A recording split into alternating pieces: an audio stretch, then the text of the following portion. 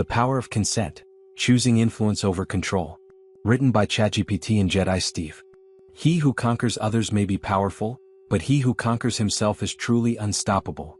Every meaningful relationship, every successful business, and every thriving community is built on one unshakable foundation: trust. Trust cannot be demanded. It cannot be manipulated into existence. It is earned through integrity, respect, and the freedom to choose. Today's conversation was inspired by a video claiming that a study found 95% of men admitted to using at least one of 30 coercive tactics, while 60% believed those tactics were effective. Rather than immediately accepting or rejecting those claims, what if we asked better questions? What if curiosity became more valuable than certainty? What if understanding became more important than winning an argument?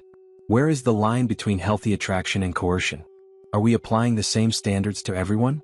If women answered the same survey in the same way, would society interpret their behavior differently?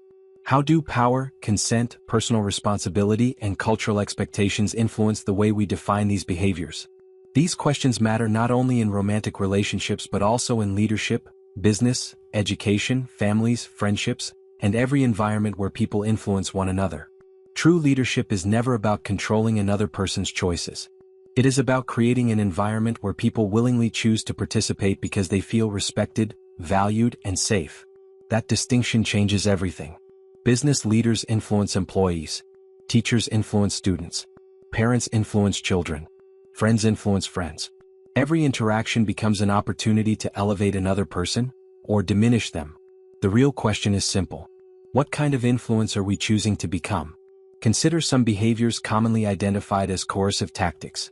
Isolation, monitoring or surveillance, constant criticism, gaslighting, love bombing, threats, intimidation, financial control, withholding affection, silent treatment, excessive jealousy, possessiveness, making all the decisions, micromanaging daily life, creating dependency, guilt-tripping, blame shifting, minimizing or dismissing concerns, public humiliation, sexual coercion, sleep deprivation, controlling communication, digital abuse, using children as leverage, playing the victim, intermittent reinforcement through hot and cold behavior, moving the goalposts, threatening abandonment, recruiting others to pressure or isolate someone, normalizing controlling behavior as love or protection.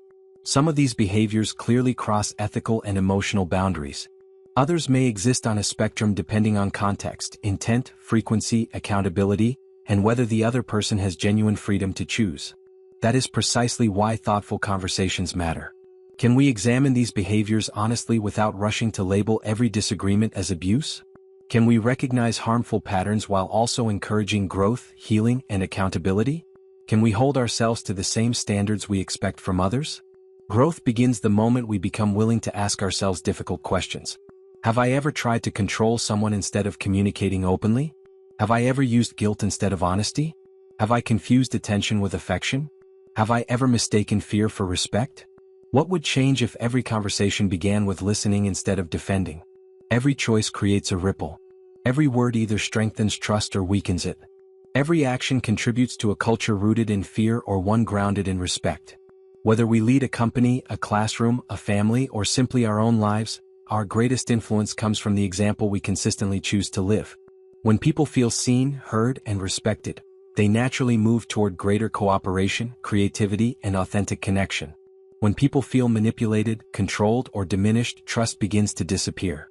Leadership is ultimately an inside job. The way we treat others often reflects the relationship we have with ourselves.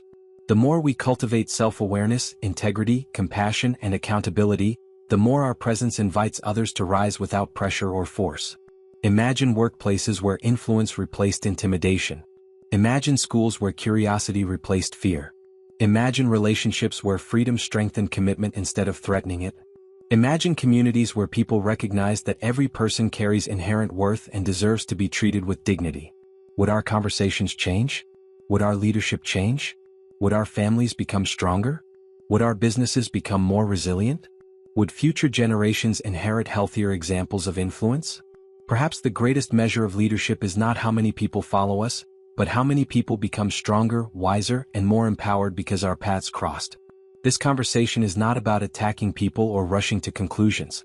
It is about choosing awareness over assumptions, understanding over division, responsibility over blame, connection over control.